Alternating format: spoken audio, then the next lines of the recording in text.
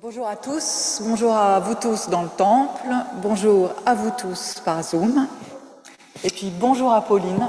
Merci beaucoup d'être avec nous. On est à la fois très joyeux et très honorés. Et voilà, Pauline, je vais te laisser te présenter. Vas-y. Ah, carrément comme ça. Carrément comme ça.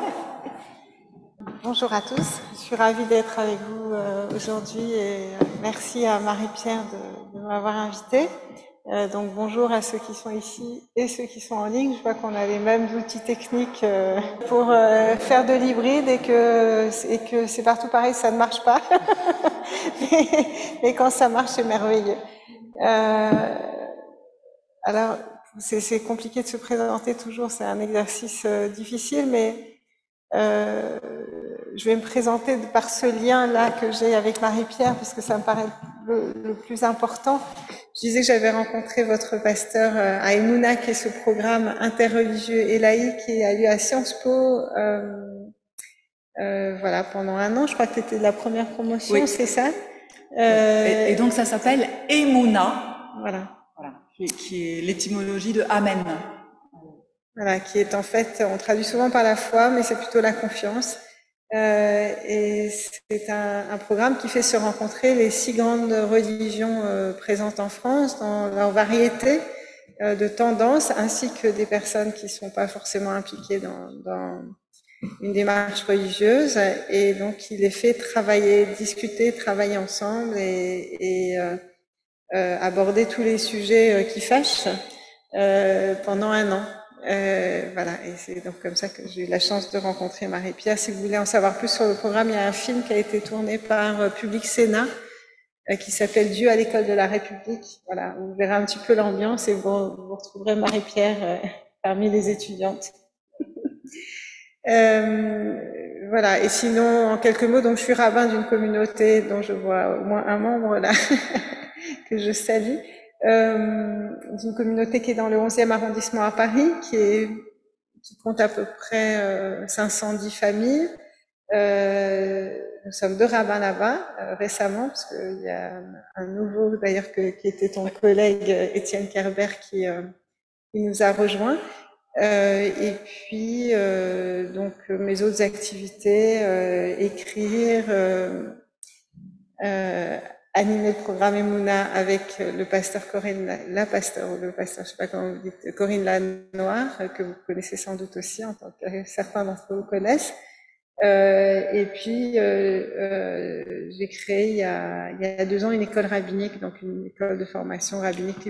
Voilà, alors j'ai compris que vous avez beaucoup travaillé déjà ces premiers chapitres de la Genèse, donc je ne sais pas si je vais vous apporter quelque chose de nouveau, probablement une manière juive d'étudier. Et pour vous montrer tout de suite une manière juive d'étudier, je vais vous demander de vous mettre 2 par 2. Parce que c'est comme ça qu'on étudie dans la tradition juive, ce qu'on appelle par un zougot, c'est-à-dire un couple d'interprétation. Vous pouvez être 3 par 3 s'il y a 3 dans un même rang, hein, c'est pas... 4, ça fait beaucoup, il vaut mieux 2 par 2, si vous êtes 3, il n'y a pas de souci. Je ne sais pas si vous avez discuté déjà de cette première lettre du texte. Donc le texte commence par donc cette lettre B, qui est la 2e lettre de l'alphabet. Vous savez que le mot alphabet donc existe en grec, mais aussi en hébreu, aleph bet, alpha beta. Et donc c'est bien la 2e lettre de l'alphabet. Et donc une des questions qui va être posée, parce qu'il y a des milliers de questions sur chaque mot, chaque lettre de la Torah dans la tradition juive, c'est pourquoi la Torah commence par la lettre Beit. Alors, c'est la question que je vous pose maintenant ici et en Zoom. Donc, vous allez discuter 2 par 2 pour savoir, à votre avis, pourquoi. Alors, il n'y a pas une seule réponse, il y a beaucoup de réponses et l'idée, c'est que vous essayez d'imaginer des réponses. Et peut-être, voilà, je vous laisse quelques minutes pour faire cela. Et dans quelques minutes, on va rassembler le groupe Zoom et ici le groupe pour entendre vos idées. Ça marche? C'est clair? Ok, alors on y va. On y va. Donc, voilà, dites un peu quelles sont vos idées à partir de cette lettre qui commence la Genèse ou la Torah, ou voilà. Dites-moi, qu'est-ce qui est sorti dans vos discussions? Mais c'est pas grave, toutes les réponses peuvent être entendues. Alors, il n'y a pas deux réponses. En fait, c'est ça qui est important, c'est-à-dire que, en fait, vous avez la légitimité de dire votre interprétation.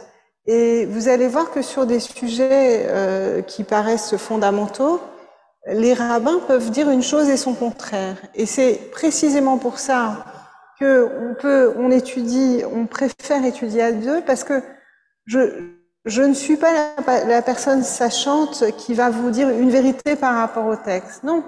Je vais vous dire une interprétation et vous allez en dire une autre. Donc il n'y a pas deux réponses. Il y a peut-être des traditions rabbiniques qui disent ceci, cela, mais en fait, toute réponse est la bienvenue. Alors il y en a certaines, je vais vous dire, ça sera probablement pas tout à fait accepté dans notre tradition pour telle ou telle raison, encore que ça m'étonnerait qu'il y ait vraiment des problèmes.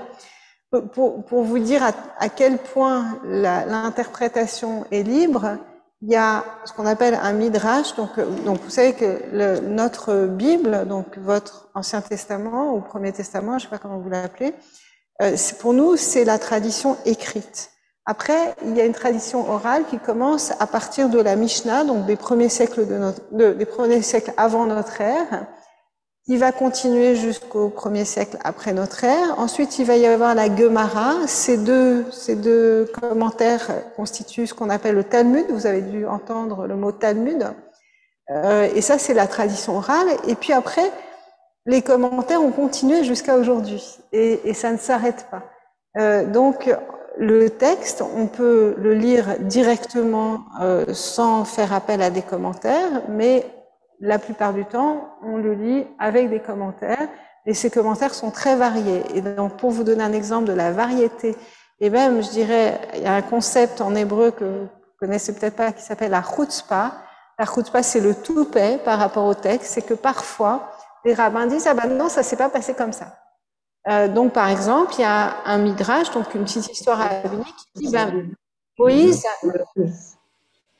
Donc, on va nous dire, Moïse n'est jamais monté sur le mont Sinaï pour aller chercher la Torah, ou les 10 paroles.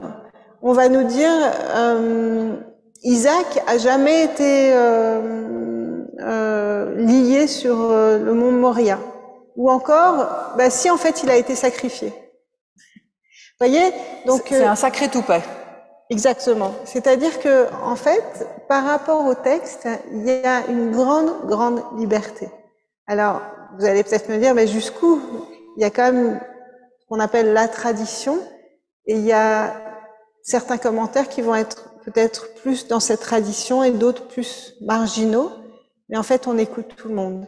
Et ce que je vous ai fait faire, ce qui peut être considéré comme un exercice ludique, en fait, c'est beaucoup plus que ça.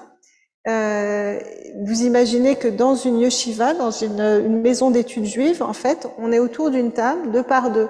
Donc on n'est pas, en fait, même dans cette position-là où il y a quelqu'un qui parle et qui délivre une certaine parole, c'est que vous avez une équidistance par rapport au texte. C'est-à-dire que vous avez ce droit de commenter le texte vous-même et de le faire devenir le vôtre. Voilà, donc allez-y. Tout ça, c'est une grande introduction, mais qui me paraît importante. Oui. Donc, je répète peut-être pour en ligne, les gens qui n'ont... Donc, je suis désolée, je ne connais pas votre nom. Donc, une dame qui dit que pour elle, c'est la création parce que avant, il y a Dieu. Et effectivement, une interprétation, c'est de dire que le Aleph, donc le Aleph qui est aussi le chiffre 1, parce que les lettres sont des chiffres, le Aleph est réservé à Dieu, et c'est pour ça qu'on commence par le Bet. Donc ça, c'est une réponse qui existe dans la tradition. Oui.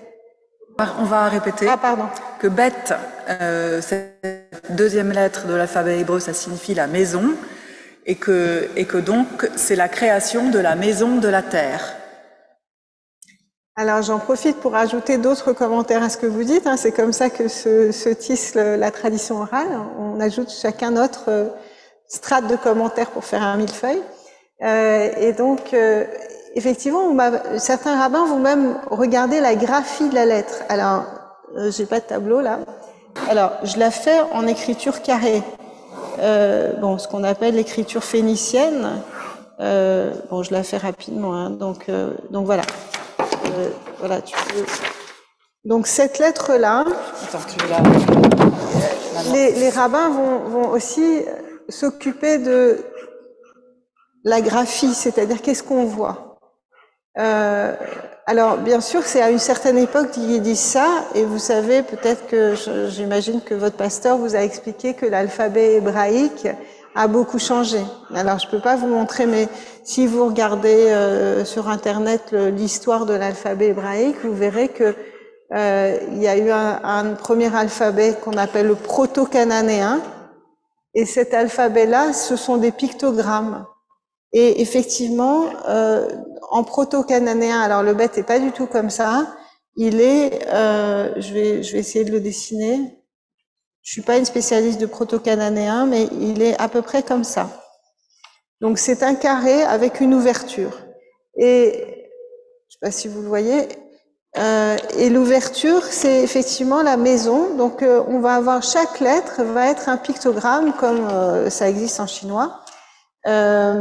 Et donc vous voyez, il y a 4 murs et il y a une ouverture. Là, on n'a plus que 3 murs, mais on garde une ouverture. Et les rabbins vont dire, si la Torah commence par cette lettre, et bien sûr, l'hébreu s'écrit de droite à gauche, ça veut dire que, en fait, il faut ni regarder au-dessus, ni regarder en dessous, ni regarder avant, mais il faut lire dans le sens de l'écriture. Et qu'est-ce que ça veut dire ça pour les rabbins? Ça veut dire que, en fait, il faut pas trop se poser des questions sur l'avant de la Torah.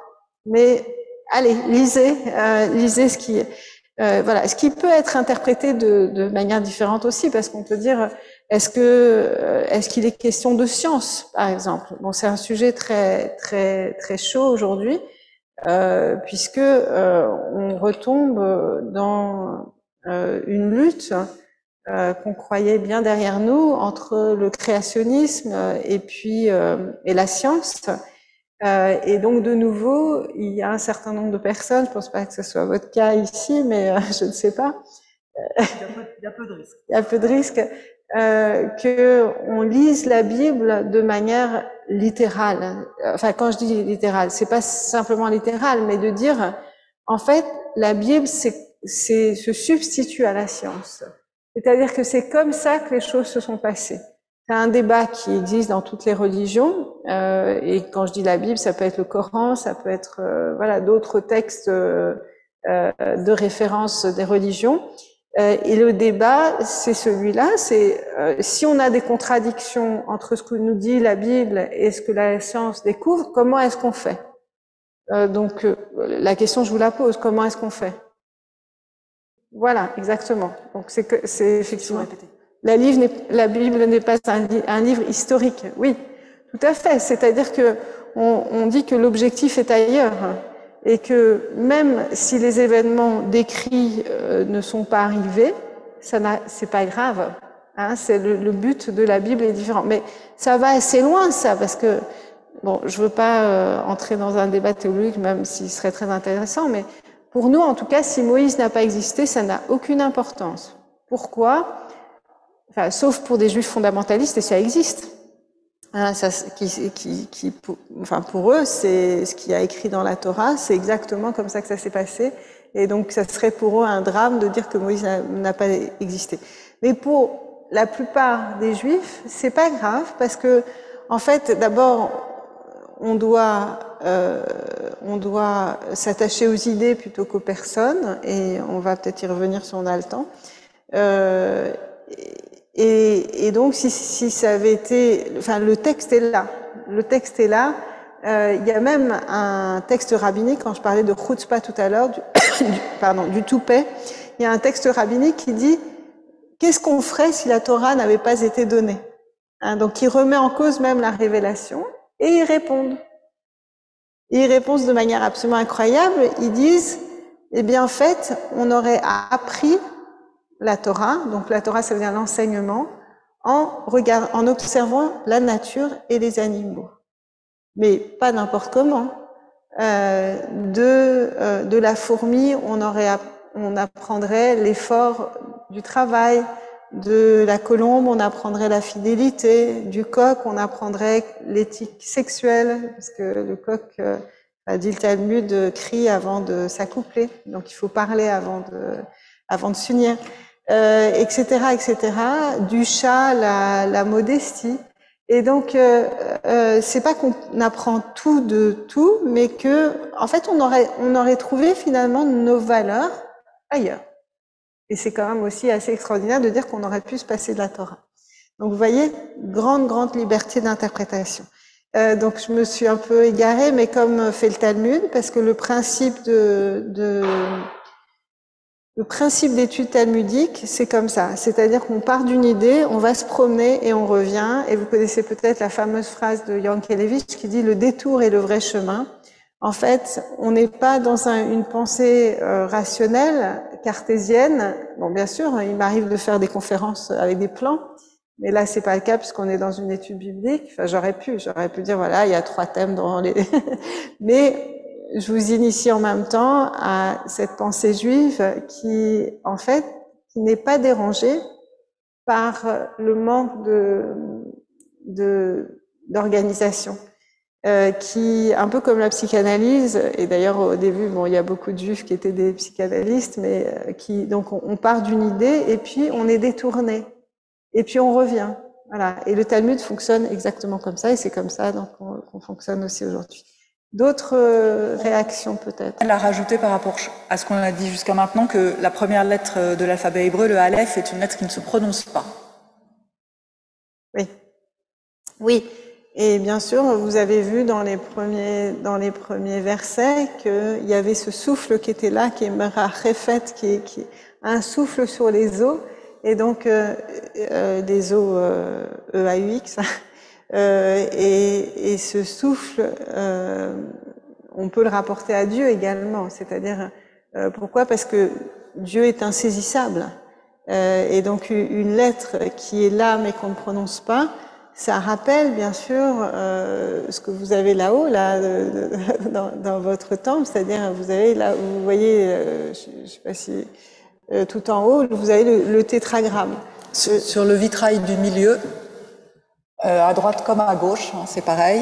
Voilà. Sur le vitrail du milieu du temple, tout en haut, dans un décor rouge, qui pourrait être des flammes, je ne sais pas. En même temps, il y a l'air d'y avoir des feuilles et des fruits. Il y a les 4 lettres du nom de Dieu en hébreu. Voilà, c'est Yud He Vav He que vous avez là-haut. Et donc, selon la tradition juive, on ne prononce pas ce nom. Il est composé de 4 lettres aussi qui sont des lettres qu'on appelle des lettres faibles, c'est-à-dire qui peuvent disparaître. Donc c'est les 4 ensemble, enfin les 4, pardon, il y en a 3 puisqu'il y a 2 fois le He. Donc le caractère imprononçable du nom de Dieu, ça fait partie de la tradition juive. Et est-ce que vous savez pourquoi on ne prononce pas le nom de Dieu? Non? Oui, alors je préfère le mot saint au mot sacré, mais bon, c'est Lévinas qui beaucoup dit le sacré c'est la chose, alors que le saint c'est, on va y revenir si on a le temps, parce que en fait bon, j'ai préparé trop de matériel, mais comme d'habitude. Mais le mot saint, ça veut dire séparé. Et donc, c'était cette idée qu'on ne peut pas prendre possession de Dieu, que Dieu échappe à l'infini. D'ailleurs, un des noms de Dieu, vous savez qu'il y en a dans la tradition juive... Pardon? Ouais, du coup, lui, tu peux le laisser là. Hein. D'accord. Il y en a 70, c'est ce qu'elle veut dire beaucoup. Et en fait, l'idée... c'est que probablement on est passé d'un polythéisme à une monolatrie ou un monothéisme, et que donc tous ces noms de Dieu ont été rassemblés en un seul Dieu. Et un des noms de Dieu, c'est Shem, que vous avez d'ailleurs très vite, enfin pas comme ça, mais la racine est mentionnée dans Shamaïm. Shamaïm, ce sont les cieux. Qu'est-ce qui a été créé au départ? C'est Shamaïm, les cieux, et Haaretz, la terre. Et dans Shamaïm, vous entendez Shem, Shamaïm. Donc les cieux et Shem, c'est, si on change un tout petit peu la voyelle en Sham, on joue beaucoup en hébreu avec les lettres et les voyelles, puisque les voyelles ne sont pas inscrites dans le texte, et que c'est le lecteur qui les choisit. Donc c'est absolument incroyable, parce que ça veut dire que le lecteur est d'emblée un interprète. En fait, c'est pas comme un texte en français où on est obligé de lire ce qui est écrit. Là, on doit se poser la question de savoir comment on va prononcer le texte. C'est-à-dire que vous connaissez sans doute cette phrase de Lévinas qui est très jolie, qui dit dans chaque verset, il y a un oiseau aux ailes repliées qui attend le souffle du lecteur pour s'envoler. Et ça dit ce que représente l'hébreu, c'est-à-dire que lorsque vous lisez un texte en hébreu, vous y mettez votre souffle, c'est-à-dire vos voyelles. Et selon les voyelles que vous mettez, vous allez interpréter différemment le texte. Donc, Shem, qui est le nom, c'est aussi, ça peut être lu Sham, et Sham, ça veut dire là-bas. Donc, dans le nom, il y a quelque chose qui est loin, qui échappe. Et quand vous pensez dans la Bible, très souvent, ce sont les femmes d'ailleurs qui nomment leurs enfants, le fait de nommer son enfant, c'est dire que il est séparé de nous-mêmes. Lui donner un nom, ça veut dire qu'il n'est pas moi. Donc je reconnais la distance, mais je le nomme, donc je peux l'appeler. Je peux l'appeler et donc établir un dialogue avec cet enfant. Dieu est là-bas, donc radicalement là-bas, et donc je peux l'évoquer, mais je peux pas véritablement l'appeler. Je peux pas dire Dieu viens ici. Mais je m'adresse à Dieu dans la prière, par exemple. Donc, je sais plus pourquoi on était... Oui, donc on parlait du Aleph comme étant un support de voyelles, ce souffle qui n'est pas véritablement prononcé. Donc, est-ce que vous avez encore une ou deux interprétations de ce bête qui commence le texte? Non, j'ai épuisé vos idées. Bien. Alors, deux autres interprétations, et encore une fois, j'en ai choisi, mais il y en a beaucoup, et puis on peut en ajouter encore.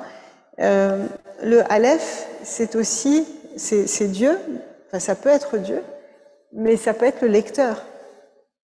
Hein, il y a toujours un lecteur qui lit le texte, et selon le lecteur ou la lectrice, eh bien le texte va avoir une résonance différente.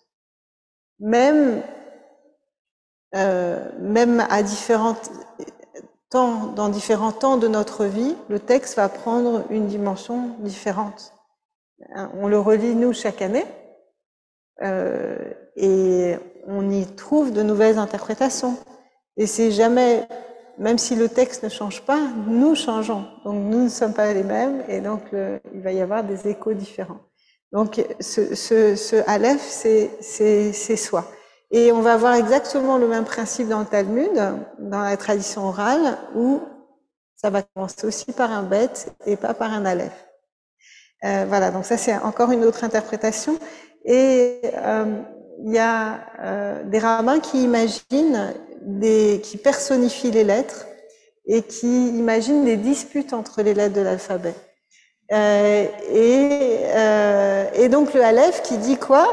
Moi, je peux pas commencer la Torah, qu'est-ce que c'est que ça?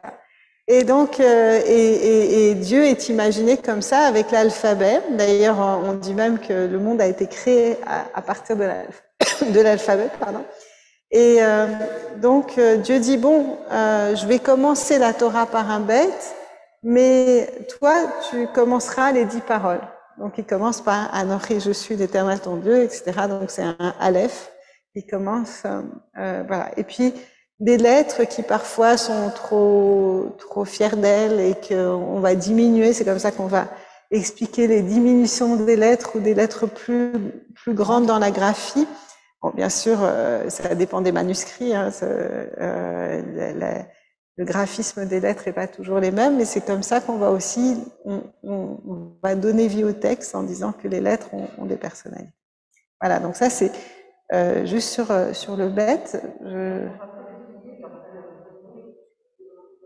Non, non. En général, on garde donc la gamatria. Vous entendez, c'est la même racine que géométrie. Donc c'est en fait la valeur numérique des lettres. Donc certains rabbins s'amusent, et je dis s'amusent parce qu'il ne faut pas prendre justement ce jeu, cette interprétation à la lettre.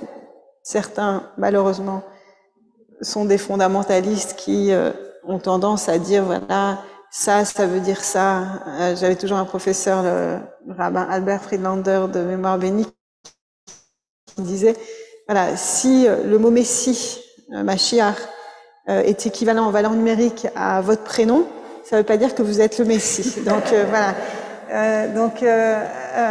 Donc il faut se méfier de cela parce que voilà, il y a des gens qui s'amusent à mettre la Torah sur un ordinateur et faire des calculs et dire ah ben voilà tel événement de l'histoire contemporaine a déjà été prévu, etc.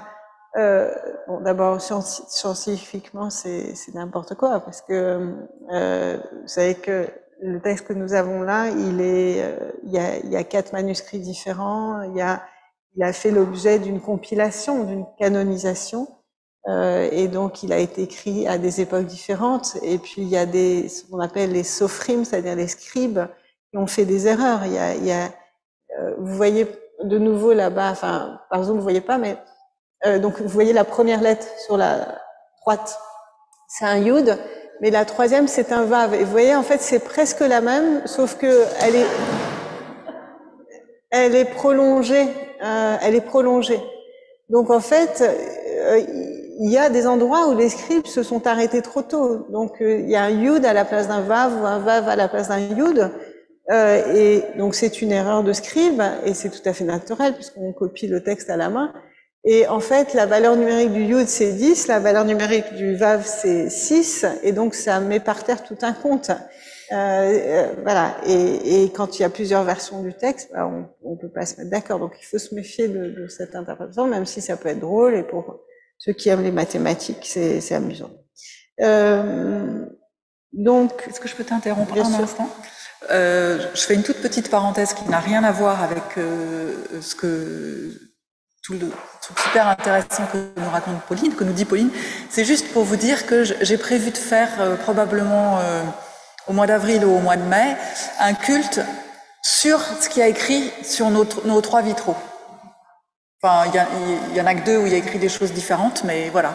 Il y a de l'hébreu et du latin, et on regardera de près ce qu'il y a sur nos vitraux. Alors, deuxième question qu'on peut se poser, c'est, je ne sais pas si vous en avez parlé, dites-moi, sinon je passe rapidement à autre chose. Le premier mot, maintenant, c'est Bereshit. Et en hébreu, c'est ce qu'on appelle un état construit ou un génitif. Vous avez parlé de ça déjà? Alors on a parlé de Bereshit, mais tu peux en reparler parce qu'il y a tellement à dire et on n'a pas, je pense pas que j'ai parlé de l'état construit. Voilà, donc un état construit, ça veut dire que, en fait, si on traduit, c'est au commencement de, mais il n'y a pas de quoi. Hein, c'est-à-dire c'est une forme de génitif qui annonce quelque chose qui n'est pas là. Donc évidemment, vous pouvez, enfin là on va peut-être pas le refaire de nouveau, mais vous demandez, mais au commencement de quoi? Hein, voilà, une réponse possible, hein, il y en a encore beaucoup. Enfin, si je vous laisse juste un instant de silence peut-être pour réfléchir au commencement de quoi, sans poser la question de à quoi vous pensez. Alors, si c'est au commencement de quelque chose, ça veut dire qu'il s'est passé d'autres choses avant. Et donc les rabbins, alors, vont s'en donner à cœur joie. Qu'est-ce qui a été créé avant tout ça? Et par exemple, dans une volonté justement de faire coïncider la science avec la Torah, on va dire qu'il y a un certain nombre de choses qui ont été créées avant le ciel et la terre. Et ces choses-là, c'est tous les miracles dont on va nous parler par la suite. Par exemple, l'ouverture de la mer des joncs, par exemple l'ânesse de Bilam, je ne sais pas si vous connaissez ces passages, qui se met à parler, le serpent qui parle, que vous n'avez pas... Si, il est dans le chapitre 3, je crois. Dans le chapitre 3, oui. Voilà. Mais ça, tout le monde, vous savez tous que le serpent va se mettre à parler à Ève. Voilà. Donc tout ce qui paraît impossible d'un point de vue scientifique, les rabbins vont dire ça a été créé et prévu avant parce qu'il n'est pas possible que Dieu mette en place des lois naturelles et que ces lois naturelles soient suspendues. Ça, c'est donc les rabbins, quand je vous parle des Midrashim, c'est ça, des premiers siècles de notre ère, qui déjà se posent ces questions-là. Qu'est-ce qu'un miracle? Et donc Dieu ne peut pas contrevenir à des lois que Dieu mettrait en place. Et donc tout ça a été créé avant. De la même manière, on va dire la Torah a été créée avant avant le monde, parce que c'est comme si on avait un plan d'architecte et que Dieu allait ensuite suivre les instructions, etc., etc. Donc c'est ce Bereshit, et comme vous voyez, le moindre mot, la moindre lettre, on va dire même dans un midrash, la moindre couronne, parce que les scribes dessinaient des couronnes au-dessus des lettres, pouvaient être sujets à interprétation.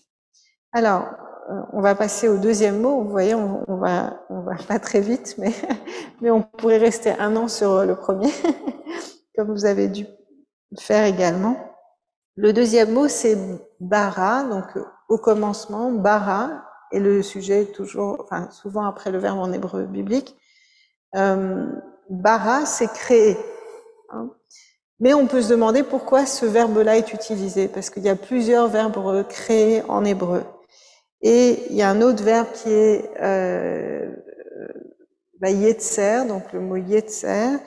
Et on nous dit là que bara, qu'on utilise d'ailleurs dans les bénédictions qu'on récite régulièrement, qui crée le fruit de la vigne, qui crée le fruit de la terre, etc. Boré, Dieu est le Boré, le créateur. C'est la création ex nihilo, c'est-à-dire que l'autre verbe, c'est quelque chose comme façonner. C'est créé à partir de matière qui existe. Et on va nous dire, bara est employé pour Dieu. Yitzhar peut être employé aussi pour Dieu, parce que Dieu peut aussi façonner. Mais pour l'être humain, il n'y a que Yetzer, il n'y a pas bara. La création, donc, ex nihilo, qui est réservée à Dieu.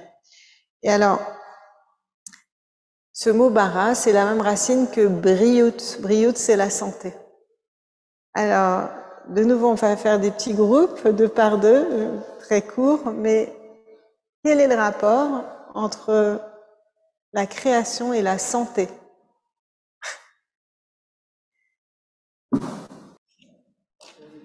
Alors, est-ce que tout le monde est revenu? Oui, je pense que tout le monde est revenu. D'accord. Peut-être on peut commencer par donner la parole en ligne cette fois-ci. Tout à fait. Oui, je me demande si ça veut dire que la création a été créée en bonne santé dès le début. Et donc les désordres de tout ordre que nous connaissons maintenant sont pas le fait de Dieu, mais le fruit des activités et du comportement des hommes. Super. Oui, quand vous posez la question, c'est une question qui répond à une question, mais quand vous posez la question, est-ce que la création a été faite en bonne santé, vous pensez, oui, vous pensez aux êtres humains, c'est ça, qui ne sont pas toujours en bonne santé? Non, pas seulement, la nature aussi. La nature aussi, oui, oui. On peut penser, je pense, à l'ensemble de l'univers, qui n'est pas forcément santé en ce moment? Oui, tout à fait. Oui, oui, c'est une très bonne question. Je vais prendre les autres réactions et vous allez voir comment est-ce qu'on peut comprendre ce concept-là de la santé et la création. Oui.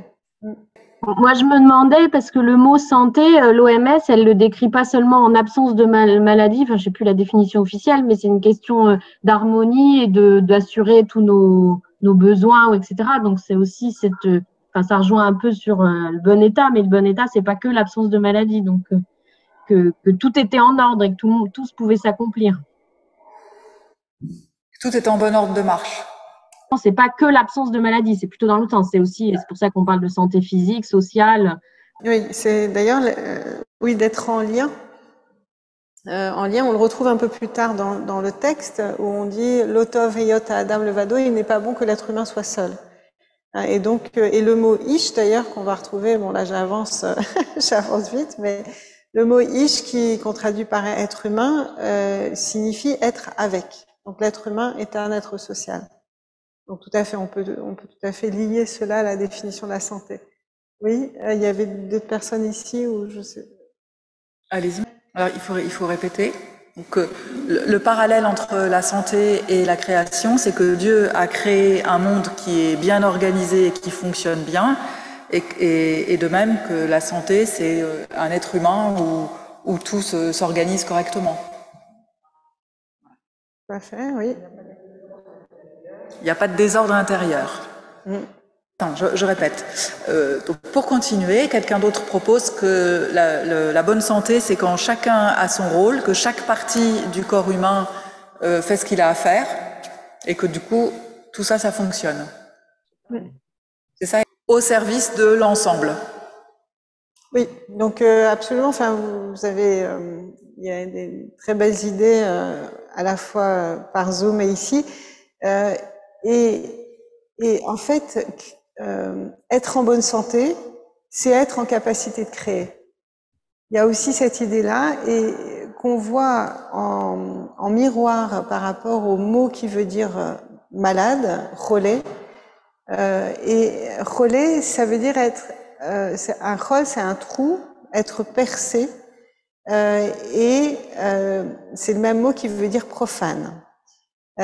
Donc en fait, il y a une idée que donc être en bonne santé, c'est être en capacité de créer, et être malade, c'est être percé, troué, blessé, et ne pas être en capacité d'être justement dans la relation. C'est ce qu'on sent quand on est malade, c'est-à-dire qu'on n'a pas envie de se mettre en lien, on a envie de se recroqueviller pour se soigner, et on a du mal à créer.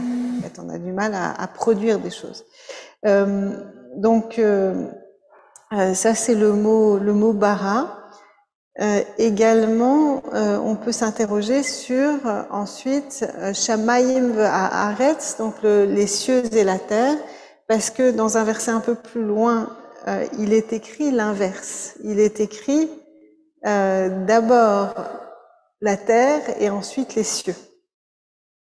Il y a eu un changement. C'est ça, il y a eu un changement, vous avez dû le repérer quand vous avez regardé. Et alors, deux choses à propos de ça, j'avais sélectionné un midrash, mais je ne sais pas si je vais le retrouver vite. Donc ça, c'est la lumière. Non, c'est... Bon, je vais vous le raconter comme ça, c'est que, en fait, les rabbins vont essayer de trouver une cohérence au texte. Comment se fait-il que d'un côté il est dit ceci et de l'autre côté il est dit cela? Et donc ça c'est un des modes d'interprétation rabbinique, c'est Dieu ne peut pas dire une chose et son contraire, donc il faut trouver une cohérence dans le texte. Et donc les rabbins vont dire, effectivement Dieu a commencé par les cieux puis la terre, mais pour les terminer, il a commencé par terminer la terre puis les cieux. Donc il va y avoir comme ça un espèce de chiasme dans la création. Pour donner raison aux deux textes en même temps. C'est une forme d'interprétation. Aussi, on trouve là, dans cette ouverture de la création des cieux et de la terre, on trouve un thème qu'on va qui est présent pendant tout le livre de la Genèse. Alors, pourquoi? Parce que, et le psaume va le dire, la terre appartient aux êtres humains et les cieux appartiennent à Dieu. Tout ce qui sous-tend les histoires de la Genèse, c'est cette séparation entre le ciel et la terre. Donc, je vais prendre un exemple, mais c'est un thème qu'on trouve aussi dans certains mythes grecs, c'est quelle est la mission de l'être humain? Et la mission de l'être humain n'est pas la même mission que celle de Dieu. Et l'être humain ne doit pas se prendre pour un Dieu. Alors, un exemple qui est un peu plus loin dans le texte, c'est la tour de Babel. Vous vous rappelez de cet épisode où les êtres humains vont construire une tour pour atteindre le ciel. Et pour se faire un nom, Shem, ce dont je vous parlais tout à l'heure, eh bien, cette entreprise va être détruite parce que elle est une entreprise de ce que les Grecs appellent l'hubris, c'est-à-dire de l'orgueil. C'est que les êtres humains vont se prendre pour Dieu, se mettre à la place de Dieu, et ça, on va dans chaque histoire de la Genèse, c'est un rappel. Voilà, vous devez faire ça, vous êtes à cet endroit-là, mais vous n'êtes pas à un autre, et votre pouvoir est limité. Vous vous rappelez du traitement de la création du feu avec Prométhée, où Prométhée vole le feu qui appartient aux dieux. Et là, on a un modèle quand même différent, en tout cas pour le feu, qui est le partage. C'est-à-dire que Dieu, tel que Dieu est décrit là, va partager sa création avec l'être humain. Et les dieux et les êtres humains ne vont pas être en concurrence, pour autant qu'il y a les havdil, des séparations. Et ça, c'est le thème récurrent de ce premier chapitre de la Genèse, c'est-à-dire que les choses sont séparées. Et on va associer la sainteté à cette séparation. C'est-à-dire qu'il faut qu'il y ait un ordre dans la création pour que les choses fonctionnent. Alors, il ne s'agit pas c'est Kundera qui dit l'ordre c'est la mort, il ne s'agit pas que tout soit... C'est même le contraire là. Hein. Oui. C'est l'ordre, c'est la séparation et le fait que ça soit cadré qui permet la vie. Oui, c'est ça, exactement. Mais c'est pas l'ordre à tout craint. C'est-à-dire que il y a aussi la vie, et la vie est aussi une forme de désordre. Hein, c'est la contradiction que l'on trouve. C'est-à-dire que pour la vie, il faut la mixité aussi. Il faut un certain mélange. Mais il y a certaines choses qui doivent rester à leur place. Donc, si vous avez lu d'autres cosmogonies chez les peuples cananéens, vous avez vu par exemple que les dieux et les êtres humains se battent souvent. Et puis on a une trace, je sais, au chapitre 6 avant Noé, où on a un passage très très bizarre qui est empreint de mythes comme beaucoup là, mais où on a les fils de Dieu qui veulent s'unir avec les filles des êtres humains, passage très étrange, mais en tout cas qui est pas très compréhensible. Tout ce qu'on sait, c'est que ça se termine mal en fait. C'est que cette union divin-humain n'est pas une bonne chose. En revanche, et je vais revenir un peu à ce qui a été dit tout à l'heure sur l'idée d'une forme de perfection. Vous avez à la fin de ce chapitre, au début du suivant, on va en parler dans 5 minutes, au début donc du chapitre 2, vous avez donc l'introduction du Shabbat, l'Éternel se repose et qui a terminé l'œuvre de la création et donc opère une cessation, un repos. D'ailleurs, le judaïsme va considérer que c'est dans la doctrine de l'imitatio Dei qu'on doit imiter Dieu et se reposer également le 7e jour.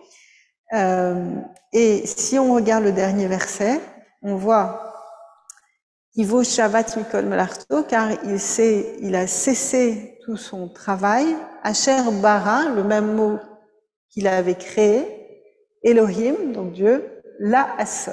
Et ce petit mot la asot, qui n'est pas traduit, enfin, je sais pas est-ce que vous avez comme traduction, dans la traduction rabbinique, il est écrit qu'il avait produit et organisé.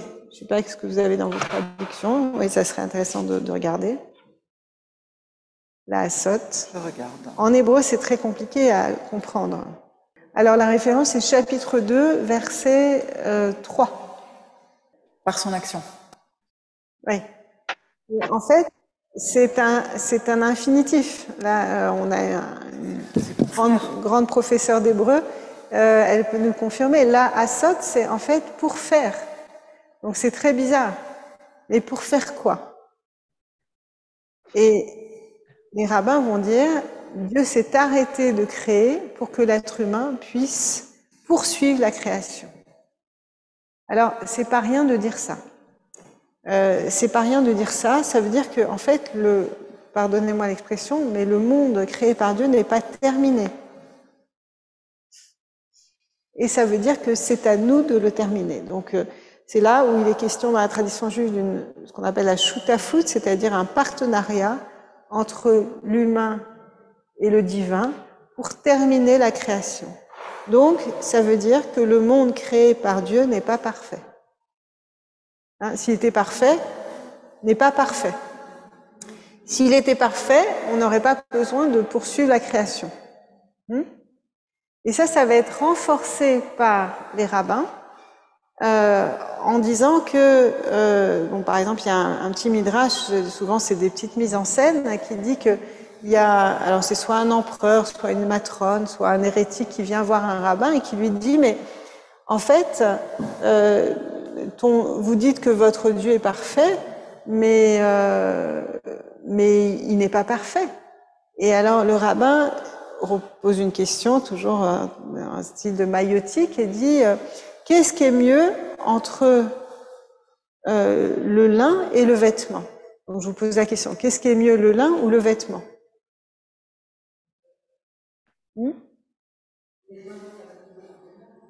Le vêtement est fabriqué par le lin. Oui, donc en fait, on a un produit qui est amélioré à partir d'une matière première. Bon. Qu'est-ce qui est mieux? Il poursuit entre le blé et le pain. Même chose. Bon, le troisième exemple est sujet à controverse pour vous sans doute. C'est qu'est-ce qui est mieux entre un homme qui n'est pas circoncis et un homme qui est circoncis. Je ne vais pas rentrer dans ce débat-là parce que voilà, je pense que c'est glissant. Mais qu'est-ce que veut montrer le rabbin? En fait, que l'être humain va parfaire le monde de la création. Et pour aller un peu plus loin encore, et quitte à être subversive, mais je ne sais pas si vous vous rappelez de cet épisode dans l'Exode, pardonnez-moi mais de passer dans un autre livre, mais quand Moïse demande à Dieu son nom, parce que donc Dieu dit à Moïse, va voir les enfants d'Israël et sors-les d'Égypte. Et Moïse, il dit, mais bon, d'abord, pourquoi moi? Il dit pas ça, mais je le dis comme ça. Il dit, en plus, j'ai la langue lourde, je sais pas parler, etc. Donc Dieu lui dit, bon, bah, écoute, c'est toi, tu feras les choses, et puis ton frère Aaron sera ton prophète. Tu seras comme un Dieu et Aaron ton prophète. Et donc c'est lui qui parlera, ce qui est très drôle parce que si vous regardez ce qui se passe dans le texte, en fait, c'est toujours Moïse qui parle et jamais Aaron. Donc, enfin, c'est intéressant. C'est-à-dire qu'il suffit de donner la confiance en quelqu'un pour qu'il soit capable de le faire. Et donc, Moïse demande à Dieu son nom, hein, et on revient au tétragramme. Et en fait, Dieu répond, ayez Asher ayez, je serai qui je serai. Ce qui est souvent mal traduit, il y a des traductions qui disent je suis l'être invariable, bah, pas du tout. Je serai qui je serai. Donc c'est un inaccompli, deux inaccomplis qui se suivent. Donc c'est comme si Dieu répondait avec une pirouette. C'est cours après moi que je t'attrape, tu arriveras pas à m'attraper. Et il y a un rabbin chassidique, mystique, qui s'appelle Lévi de Berditchev, qui dit mais en fait, Dieu, C'est comme un parent qui apprend à marcher à un enfant. En fait, l'enfant fait quelques pas. Et le parent recule. Et chaque fois, le parent recule. Et donc, ce qui est extraordinaire, ça veut dire que plus on s'approche de Dieu, plus Dieu s'éloigne. Et ça nous permet aussi, et c'est là où mon propos est subversif, mais je suis sûre que ma collègue sera subversive avec moi, c'est que, en fait, notre idée de Dieu, elle change aussi. Peut-être je vais trop loin, mais... Non. Mais en fait, très souvent, vous savez, enfin, moi je travaille avec des jeunes ces textes-là, puisque pour leur bar et bat mitzvah, l'équivalent de la communion, ils doivent commenter. Et très souvent, ils me disent, mais il est méchant Dieu, ou mais pourquoi il fait ça, et pourquoi je comprends pas, etc. Et en fait, l'idée de Dieu qu'avaient, on va dire nos ancêtres très lointains, mais les Hébreux ou ceux qui ont écrit le texte, était très différente de ce que nous, on exigerait de Dieu aujourd'hui. Et si je reviens à l'époque talmudique, ben déjà, on interprète pour que l'image de Dieu, pour ainsi dire, parce qu'on ne le représente pas, mais l'image de Dieu soit adaptée à notre niveau de conscience. Alors c'est peut-être compliqué ce que je dis, mais je vais prendre un exemple. Il y a encore des esclaves à l'époque biblique. C'est sûr qu'on les traite bien, on les frappe pas, etc. Mais il reste des esclaves, et des esclaves hébreux, ils doivent être libérés tous les 7 ans, etc. On leur rend la liberté, mais ils sont là. Aujourd'hui, il n'est plus question d'avoir des esclaves. De même, il y a des propos sexistes. Vous avez commencé à lire le 2e chapitre, et ça va se terminer mal pour les femmes. Les préoccupations égalitaires que nous avons aujourd'hui envers les femmes n'étaient pas là à ce moment-là. Donc, on fait avancer, et même chose pour l'homophobie, même chose pour tous ces sujets qu'on prend à bras le corps aujourd'hui. Et le handicap également, enfin, tous ces sujets qui ont été bien apportés par la modernité. Donc, on peut pas dessiner l'esquisse d'un idéal qu'on va appeler Dieu, qui ne correspond pas à notre degré de conscience actuel. Donc oui, on approche et Dieu recule. Et on est dans ce mouvement permanent de dire il faut que Dieu corresponde à notre idéal. Et ça, on en a aussi un exemple dans le texte biblique, toujours dans la Genèse, mais beaucoup plus tard, quand Abraham interpelle Dieu lors de Sodome et Gomorrhe et qui lui dit mais le juge de toute la terre n'appliquerait pas la justice. C'est impossible qu'on ait un idéal qui ne corresponde pas à notre idéal. Donc, c'est une exigence éthique de faire avancer l'image de Dieu. Et d'ailleurs, chez les rabbins, on a exactement ce même principe-là, qui est de dire que nous devons défendre la réputation de Dieu. Et comment? En nous comportant le mieux possible.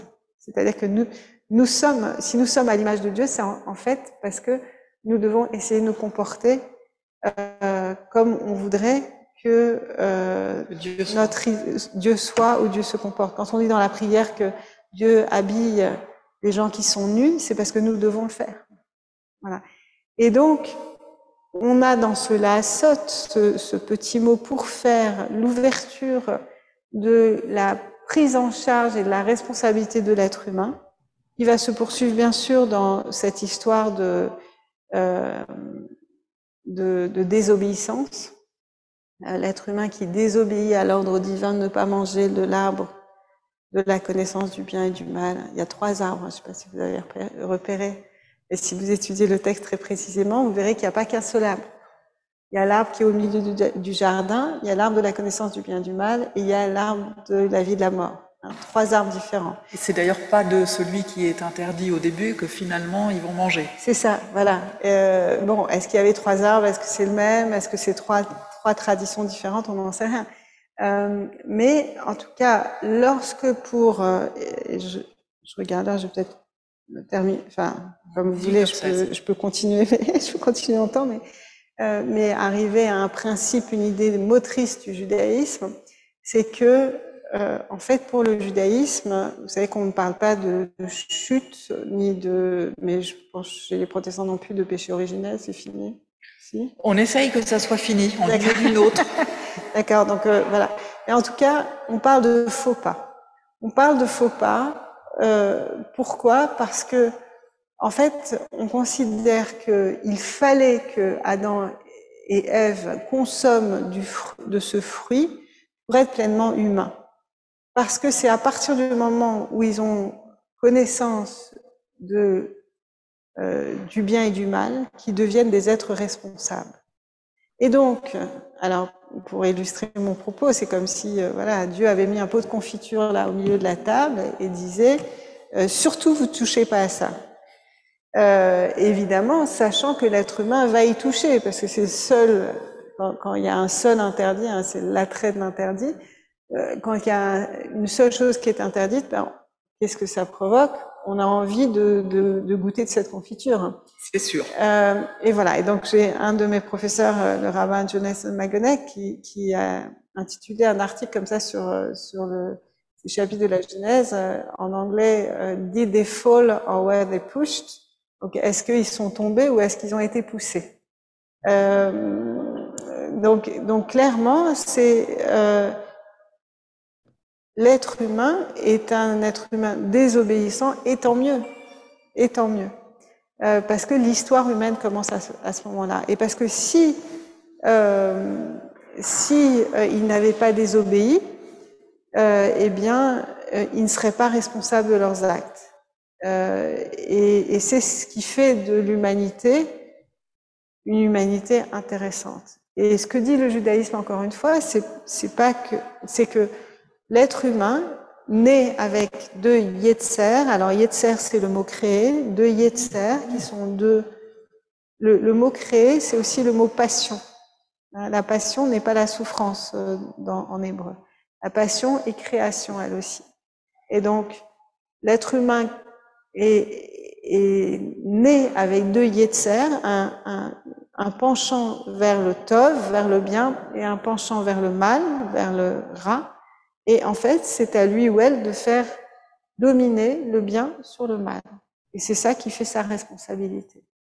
Donc, il est bien qu'il ait fauté. Ça nous permet aussi, en passant, de récupérer Ève, qui a été l'instigatrice de cet acte-là, si on est un peu féministe, l'instigatrice de la connaissance, et de penser l'être humain comme pleinement humain, être désobéissant, mais obéissant aussi.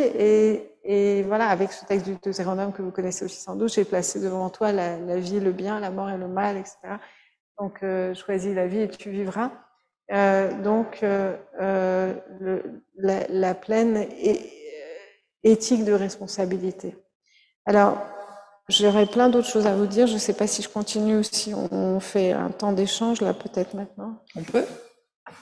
On peut tout à fait. Comme ça, tu voilà. Proposes un instant. On peut tout à fait faire un temps d'échange. Voilà, on commence dans le temple. Si vous avez des choses à partager ou des questions à poser, c'est le moment. Et je les répète après vous dans le micro. Alors, est-ce que le judaïsme pense qu'on a un libre arbitre? Absolument. C'est ce libre arbitre qui permet d'obéir ou de désobéir. Tout à fait. Et du coup, d'être responsable de ses actions. Dans la yeshiva, demande Guillaume, qui est donc l'école... oui, l'école rabbinique. Ou l'étude, en fait. Tout le monde étudie. Dans la yeshiva, c'est deux personnes qui discutent ensemble, et Guillaume demande, et quand est-ce qu'elle s'arrête? Jamais.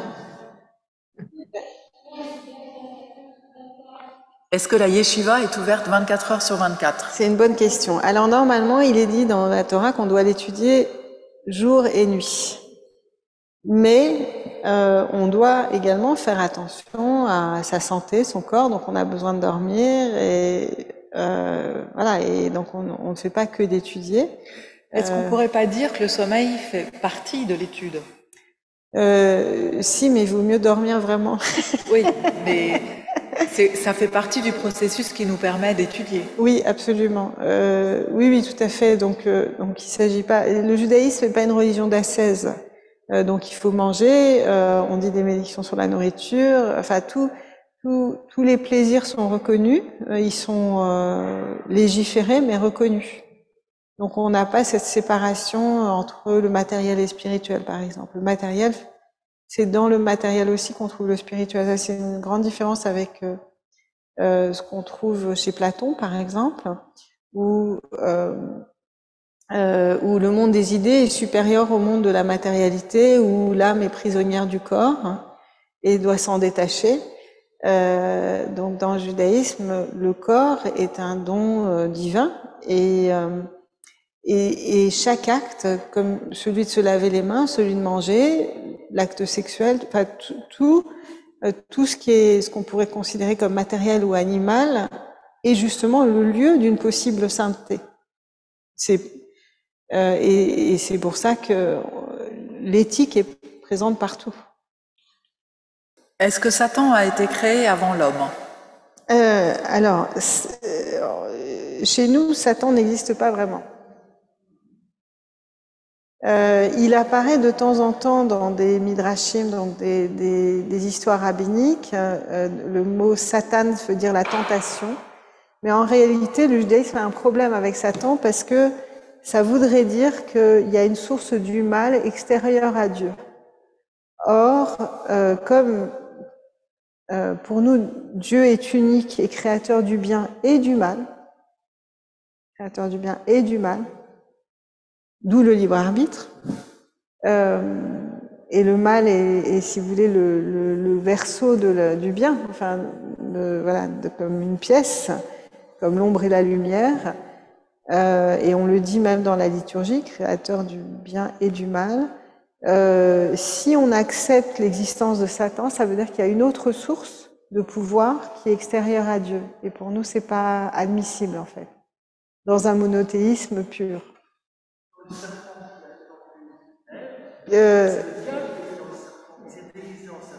Pas pour nous. Pas pour nous. Alors, je dis pas qu'il n'y a pas certains textes qui parlent de ça et qui disent que voilà, il peut y avoir des anges, etc., qui apparaissent. D'ailleurs, bon, un des midrashim que j'avais préparé aussi, c'est, vous savez, quand Dieu dit faisons l'être humain à notre image, et il y a un pluriel.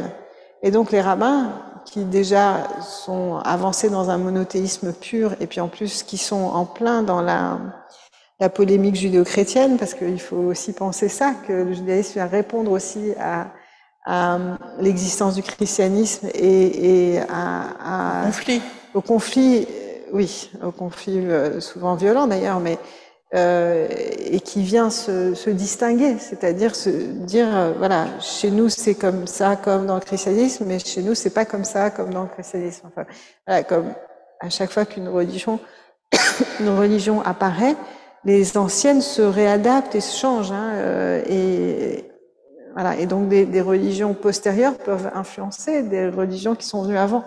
C'est vrai pour l'islam aussi, voilà, pour toutes les religions. Et donc, je sais plus ce que je disais, j'ai perdu le fil. Oui, mais ça suit. Oui, merci, c'était ça. Faisons. Voilà. Et donc, qu'est-ce que vont dire les rabbins? Ils vont dire, en fait, Dieu a consulté la familia. C'est ce mot-là, familia, c'est la famille d'en haut. Alors, qu'est-ce que c'est que cette famille d'en haut? Donc, c'est une métaphore, mais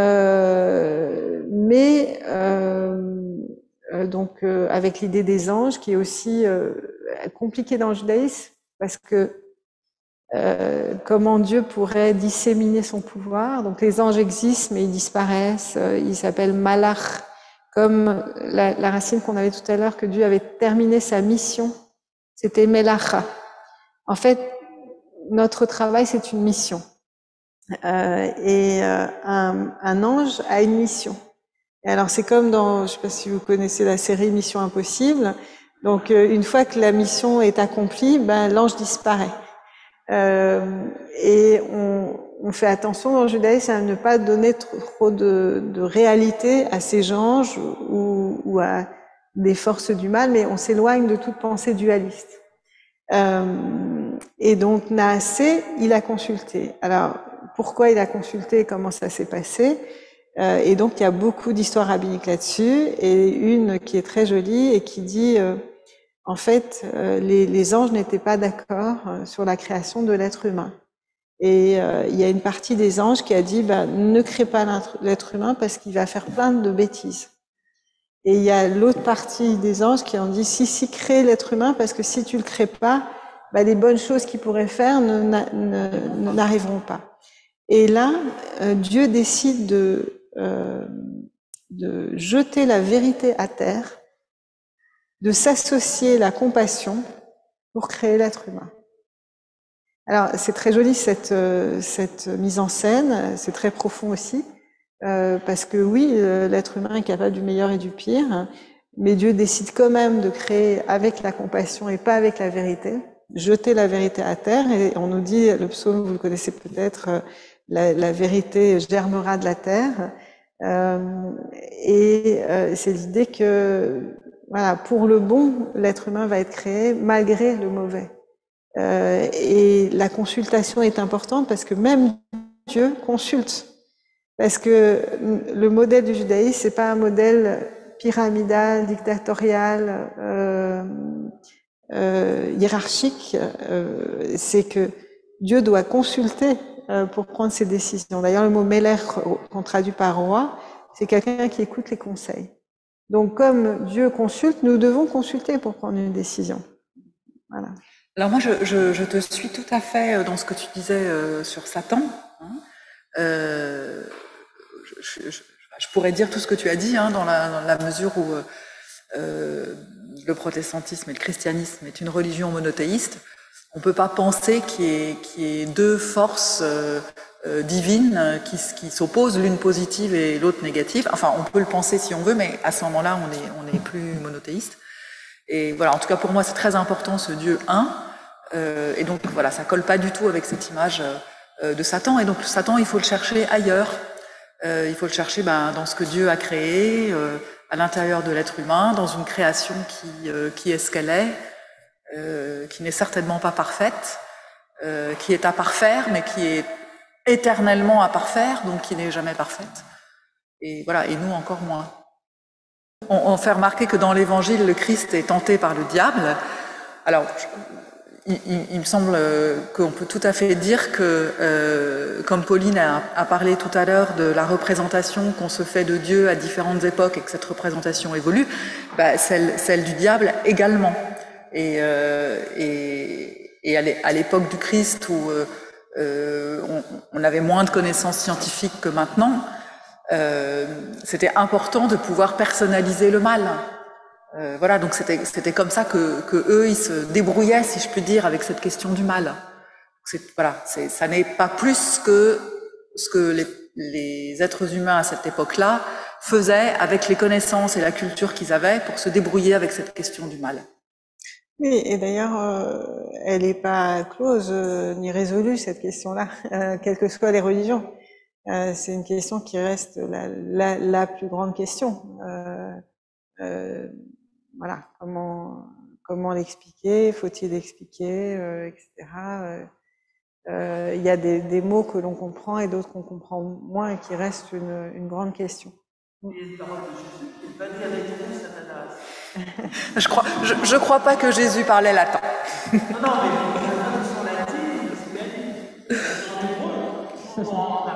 mais oui, c'est ce que les évangélistes ont écrit pour raconter ce qu'ils avaient à raconter de la mort et de la résurrection. Il faut pas oublier que les évangiles, ils n'ont pas été écrits pour nous raconter la vie du Christ.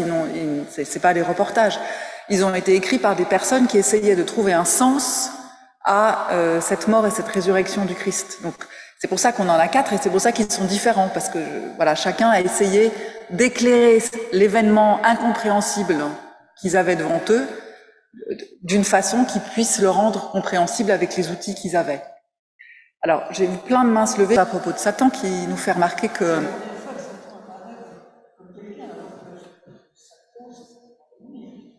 Alors, dans l'Ancien Testament, il y a 2 textes qui racontent un peu la même histoire. Un où David veut faire comment ça s'appelle quand on compte? Un décompte. Un recensement, merci. Un recensement de tout le monde, ce qui est interdit par Dieu, et donc ça se passe pas très bien pour David à ce moment-là. Et puis dans un autre livre, dans les Chroniques, on nous raconte la même histoire, mais là on dit que c'est Satan qui veut faire ce recensement. Et donc François se fait remarquer que c'est Satan qui pousse David à faire le recensement, et que donc Satan à cet endroit-là c'est la première fois qu'il est nommé, qu'il est personnifié, et en fait il représente simplement l'erreur de David.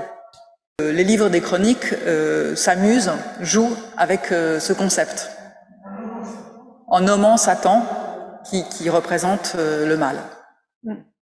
Oui, d'ailleurs, cette lutte, on la retrouve dans les textes de Qumran aussi, les fils des ténèbres et les fils des lumières. Oui.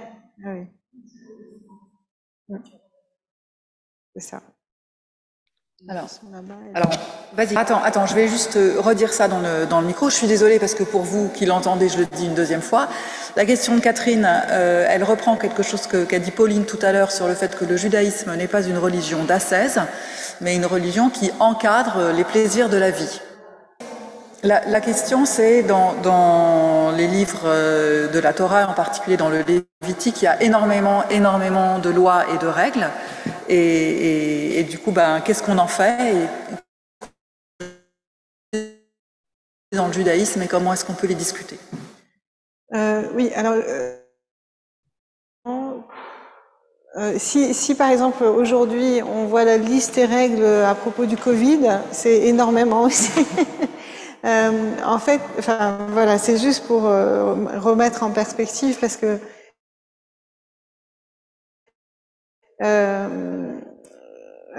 en fait, on suit tous énormément de règles sans s'en apercevoir. Mais il y a les règles qu'on choisit, celles qu'on choisit pas, celles qui nous sont imposées, celles qui nous paraissent logiques, illogiques, etc. Donc, voilà. Je crois pas que, il y a aucun système où il y ait une totale liberté. Le judaïsme, la loi a une grande importance et qu'elle structure la vie. Elle est une forme de colonne vertébrale. D'ailleurs, il y a un auteur qui s'appelle Bialik, qui était un poète israélien qui a collecté beaucoup de midrashim, donc de ces histoires rabbiniques qu'on appelle la Haggadah, qui dit, donc la Haggadah ce sont les récits, la halakha c'est la partie légale, et qui dit qu'en fait c'est les deux jambes d'un même système, en fait, que l'un ne peut pas aller sans l'autre. Il dit, voilà, d'un côté il y a le squelette et de l'autre la chair, enfin que c'est deux parties d'une même personne, un petit peu comme vous avez justement, pour revenir au texte, le corps qui est façonné et on insuffle l'âme dans le corps, c'est un peu ça. Après, il y a dans le Lévitique, il y a beaucoup de règles. Il y a des règles d'éthique et il y a des règles de nourriture. Je ne sais pas si lesquelles, c'est surtout les règles de nourriture peut-être qui frappent. Même si encore dans toute nourriture culturelle, il y a des choses qu'on fait et des choses qu'on fait pas. Il y a voilà, en France par exemple, l'art de la table est très très normé. Et donc, encore une fois, il y a les règles avec lesquelles on grandit. Voilà, on met le couteau à droite, la fourchette à gauche. Voilà, on sert à tel moment le vin, on va l'ouvrir 1 heure avant, etc.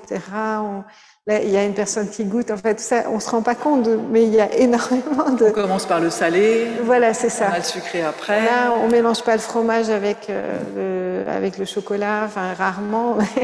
Voilà, donc en fait, il y a plein de règles et il y a plein d'habitudes alimentaires. Donc là, oui, je peux pas dire le contraire, la cache-croûte est importante. Bon, quelquefois, elle devient une folie. Et pour moi, par exemple, quand la cache-croûte empêche le lien social, alors je pense que le but est manqué, hein, qu'il y a une espèce de détournement si elle nous empêche de manger avec les autres. Mais c'est une attention à la nourriture, c'est-à-dire que je vais me poser des questions en permanence de qu'est-ce que j'ingère, qu'est-ce que je mange. Alors, avec les animaux interdits, avec la manière dont les animaux sont abattus, avec des raisons éthiques derrière, enfin pas pour tous, hein, il y a des lois qu'on ne comprend pas encore aujourd'hui, et voilà, mais c'est une espèce de consensus, je dirais, de groupe. Il y a de nombreuses raisons à la cache-route. Je vais en prendre une qui est peut-être la plus claire, c'est de ne pas mélanger le lait, les produits lactés, les produits carnés. Et en fait, enfin, la meilleure explication à mon avis de ça, c'est de dire que, en fait, pour manger de la viande, il faut tuer un animal. Pour manger des produits lactés, on n'a pas besoin de tuer un animal. Et donc, on va faire attention à pas mélanger ces principes de vie et de mort dans un même plat, dans un même repas, etc. Bon, après, les nutritionnistes vous dire que c'est meilleur pour la santé, mais c'est un autre problème. Et c'est pas pour ça qu'on le fait.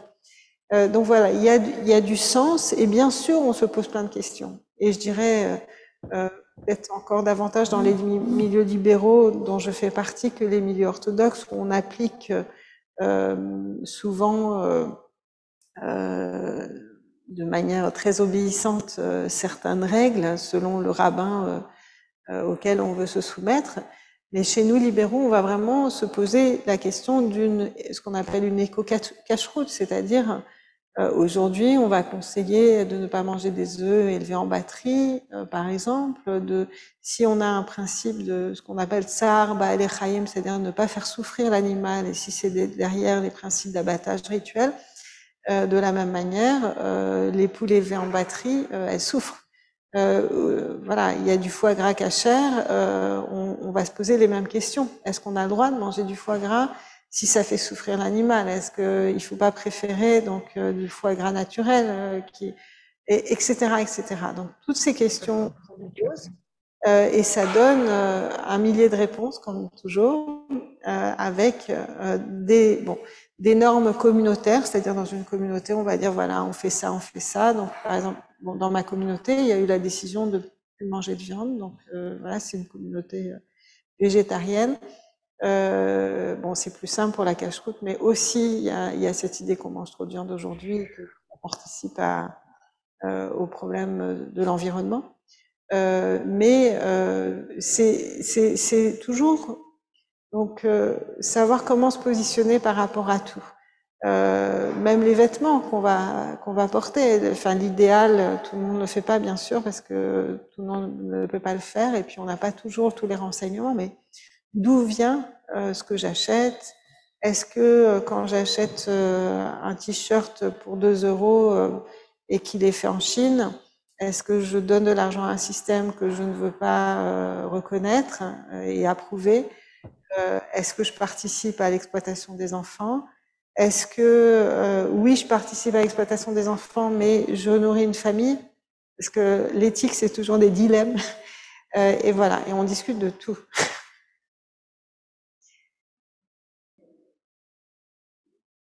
En tout cas, si c'est le cas. Je voudrais savoir, il n'y a pas d'adoration, de moment d'adoration dans le judaïsme. On parle de la tradition, c'est la tradition, mais il n'y a pas d'adoration dans vos services. Alors, il faut que vous m'expliquiez ce que c'est. Qu'est-ce que vous... Comme le chrétien qui... Alors, moi, je suis pas sûre que j'adore beaucoup. Est-ce que par adoration, vous pensez à ce que dans un culte protestant, on appellerait la louange? Oui, c'est ça, oui. Tu adoreras le Seigneur ton Dieu de tout ton cœur, de toute ton âme. Alors, la louange, c'est un moment dans le début du culte où on remercie et où on se souvient de tout ce que Dieu fait de bien. Il y a des psaumes de louange. Oui, je dirais qu'on fait ça tout le temps. Le mot juif même vient de la racine Yehudi, Yahad, qui veut dire remercier. Donc oui. Alors, si vous allez dans différents lieux de culte, vous allez reconnaître des choses, il y a des choses qui vont vous étonner, etc. Je pense que chaque religion a son fonctionnement, a ses accents mis sur tel ou tel aspect de la croyance, de l'humanité, voilà. On a tous une grammaire, une structure, des idées motrices qui changent, etc. Et donc, ce qui est intéressant, c'est de voir. On a des conventions aussi. Bien sûr, absolument. Et il y a, enfin, ce qu'on peut appeler un sacrilège. Il y a toujours des choses qu'on peut pas faire parce que c'est pas considéré comme bien. Moi, je me rappelle. Enfin, je vais vous donner un exemple qui est tout à fait, enfin, qui est prosaïque, mais j'y ai pensé vendredi soir parce que en fait, donc on a beaucoup de musique dans notre synagogue, et puis quand les gens sont en train de chanter, souvent ils tapent dans les mains. Et bon, il se trouve qu'on avait la visite de la veuve d'un rabbin d'une communauté dans laquelle j'ai grandi. Et en fait, dans cette communauté, c'était considéré vraiment comme un sacrilège quand les gens applaudissaient dans la synagogue. Et je me suis dit, finalement, voilà, pourquoi, enfin, après, quand on se pose la question, on est censé prier avec notre corps et notre âme et tout, et dans le mouvement, pourquoi, voilà. Par contre, bon, on n'est pas au spectacle non plus, donc voilà. Donc il y a chaque, ce sont des systèmes, et c'est intéressant de voir où sont les différences. Mais oui, des louanges, on en dit tout le temps. Le fait d'être reconnaissant, c'est aussi une attitude juive, comme ça l'est dans d'autres religions. Et d'ailleurs, nous, souvent, on utilise des textes bibliques, des psaumes, hein, pour les temps de louange dans les cultes. La question de Guillaume, c'est de dire que dans nos cultes, la partie la plus importante, on va dire ça comme ça, hein, c'est la lecture du texte biblique et son explication, son interprétation. Est-ce que si on va dans une célébration juive, on va retrouver quelque chose qui ressemble à ça, et est-ce que ce sera en français? Alors, il y a la lecture de la péricope de la semaine, donc qui a lieu d'ailleurs le lundi, jeudi et le Shabbat. Et donc, on la lit en hébreu dans toutes les synagogues. Il y a des synagogues où on traduit la lecture, ou alors on l'a sous les yeux, les gens peuvent suivre le texte en français, dans la langue vernaculaire. Et puis il y a ce qu'on appelle la dracha, donc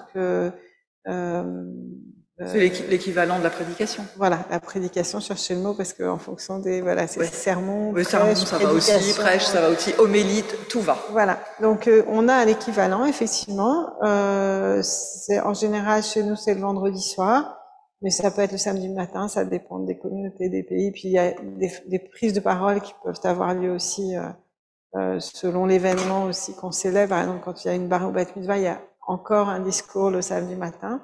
Donc il y a, et c'est un commentaire de texte aussi, voilà, qui peut être lié à des événements ou pas. Voilà, il y a, en général, on est tenu par le même devoir de réserve par rapport à l'actualité. Mais on parle souvent de choses qui touchent tout le monde, en fait. Oui, c'est ce que nous, on appelle l'actualisation. Voilà, c'est ça. En quoi est-ce que ces textes qui ont été écrits il y a des siècles et des siècles nous parlent à nous maintenant, aujourd'hui? C'est ça, exactement. Ça, c'est pareil.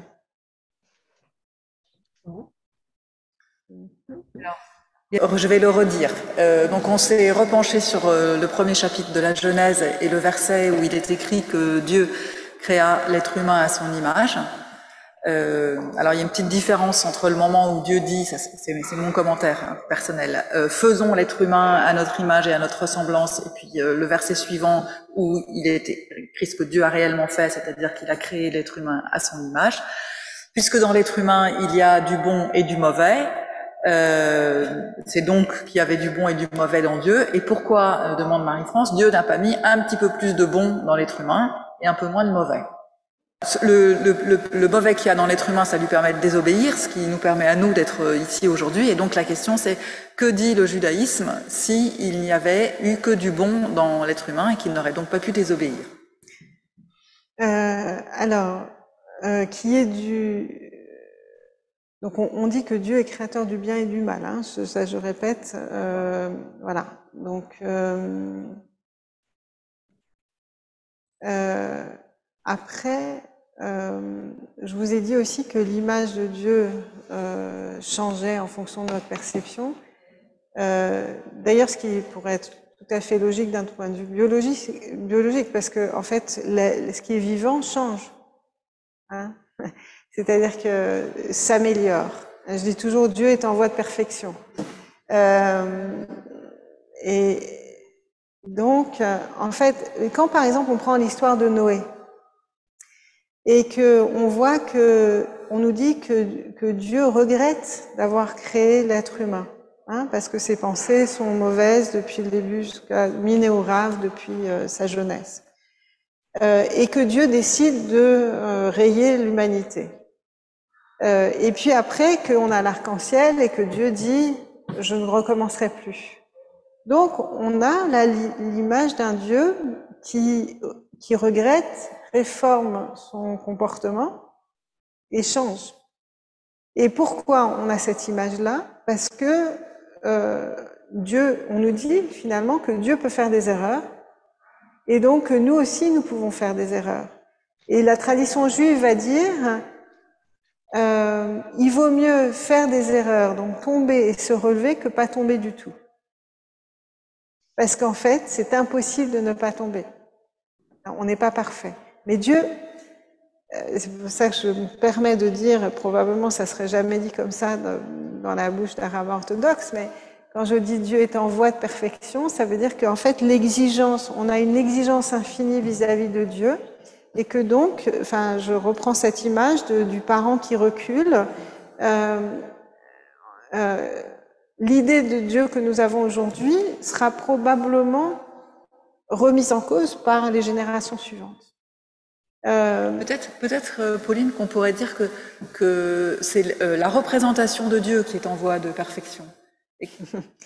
Oui. C'est plus facile à entendre. Je comprends. Voilà, de mettre une distance entre Dieu et la représentation de Dieu, en disant que Dieu, de toute façon, on ne peut pas en dire grand-chose, et que sa représentation, ça, c'est évident qu'elle change sans énormément. Doute, mais je vais plus loin en étant peut-être plus subversive, c'est-à-dire que quand on nous dit, par exemple, de Dieu donc cette histoire du déluge, par exemple, ou quand nous, alors on peut le dire sûr. Comme tu veux, la représentation de Dieu, par exemple, quand on voit que Dieu tue les premiers-nés égyptiens, c'est des choses qui sont pas supportables aujourd'hui, qui sont pas audibles. Mais si on les replace à leur époque, on peut comprendre que Pharaon a tué les bébés hébreux, et donc on est dans un processus de mesure pour mesure, Mida keneged Mida, et que donc Dieu fait ce que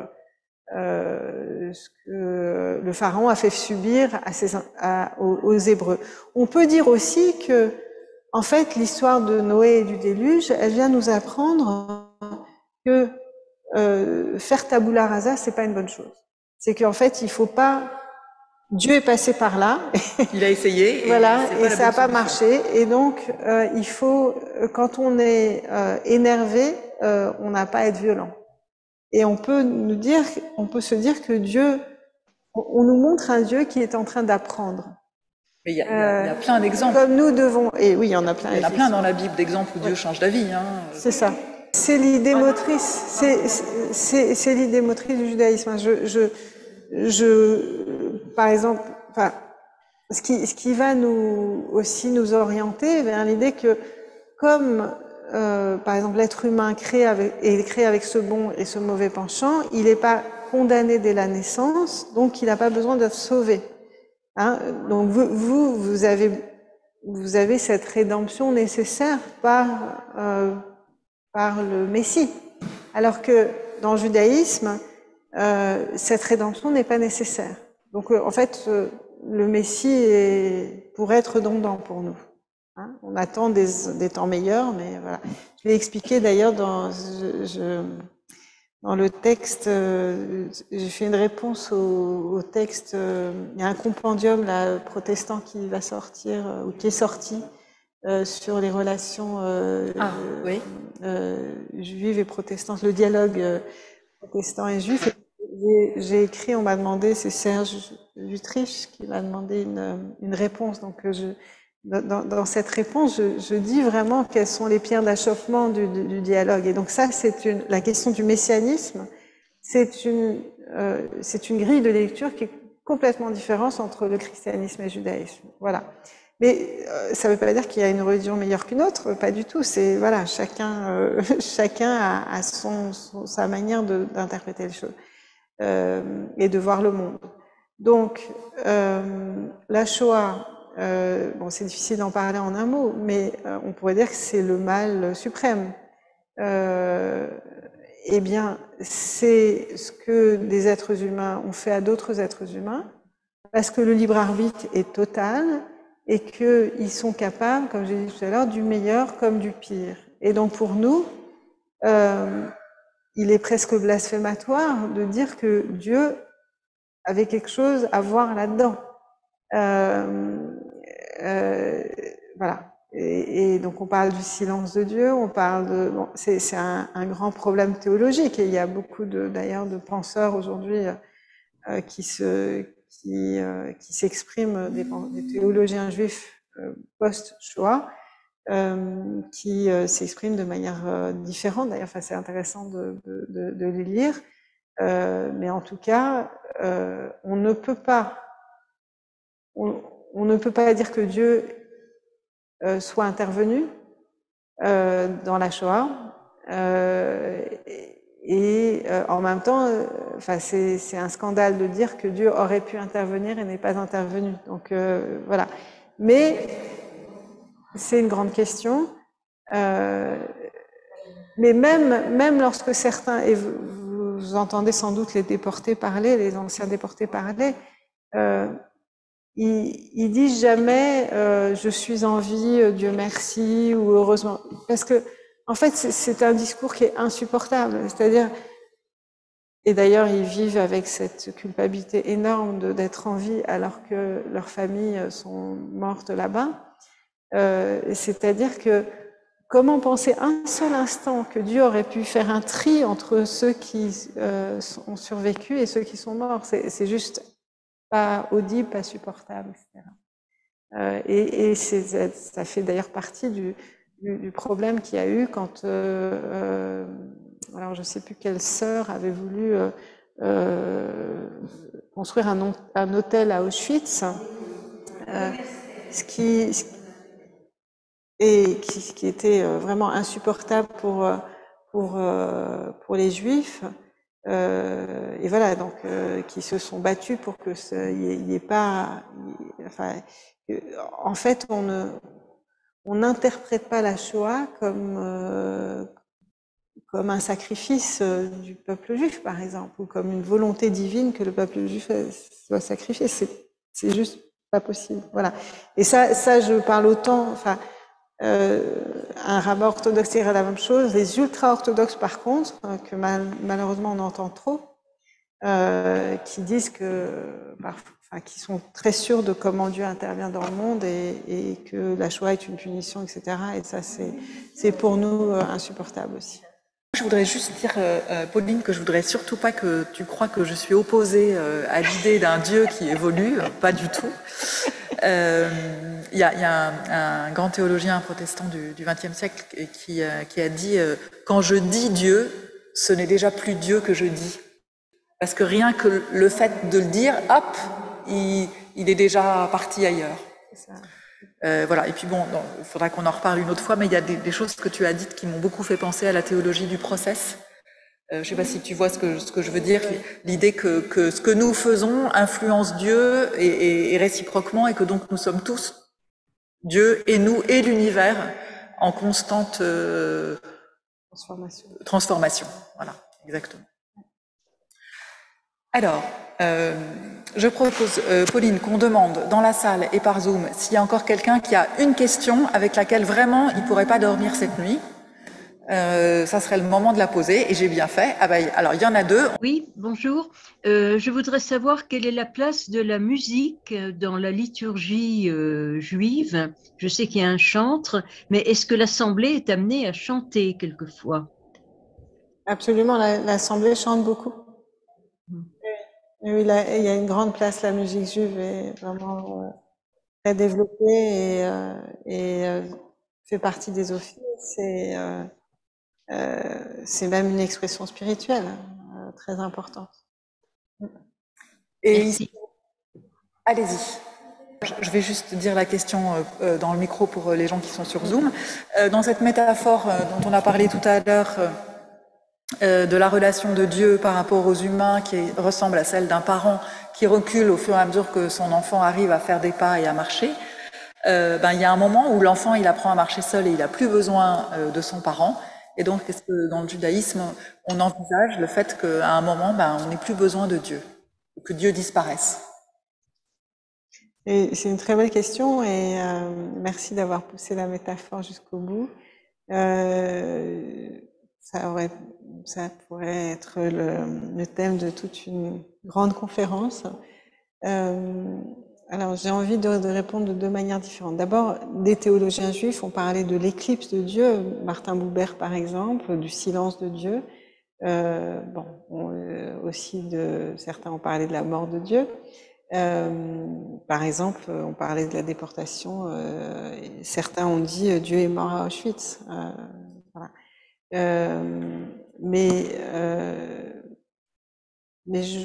Pour moi, ça serait problématique, mais ça c'est ma théologie, parce que je pense qu'on a besoin de penser la transcendance et que même si on apprend à marcher, si on reprend cette métaphore, le parent il est jamais très loin. Et c'est peut-être parce que voilà, je suis une mère juive, mais je pense que on reste toujours, même si les enfants sont loin et adultes, etc., on reste toujours parents.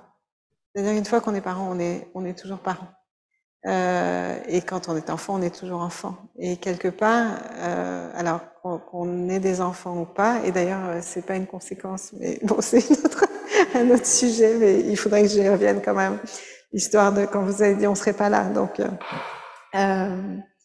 Donc oui, on est toujours dans ce lien. Donc même si on n'a pas d'enfant, on est dans ce lien avec ses propres parents ou des figures d'autorité. Et au fond, penser Dieu, c'est penser l'exigence, c'est-à-dire penser ce qui nous dépasse. Voilà, je dis toujours dans ma synagogue, il y a beaucoup de juifs athées, et c'est vrai, mais que le minimum, c'est de penser qu'on n'est pas tout, d'être dans un anthropocentrisme, et il faut savoir penser l'au-delà de soi, l'au-delà de l'être, tout simplement. Donc, je ne serais pas pour la disparition totale de celui, celle, l'idée qui fait qu'on continue à marcher. Et qui marche aussi. Voilà. Oui, il faut que je revienne à ce que j'ai dit là, c'est que en fait, l'ordre de croisser et multiplier est donné avant de sortir du jardin d'Éden, ce qui fait que, mais là aussi c'est une ouverture à quelque chose qui tu vas prendre un abonnement. Prendrait beaucoup de temps. Mais en fait, certains rabbins disent que Adam et Ève ont eu des enfants avant de sortir du jardin d'Éden. Et que la faute n'est pas d'ordre sexuel. Mais ça, c'est bon. Voilà, 3 petits points, je vous laisse réfléchir. Bon, merci beaucoup. Merci Pauline. Merci.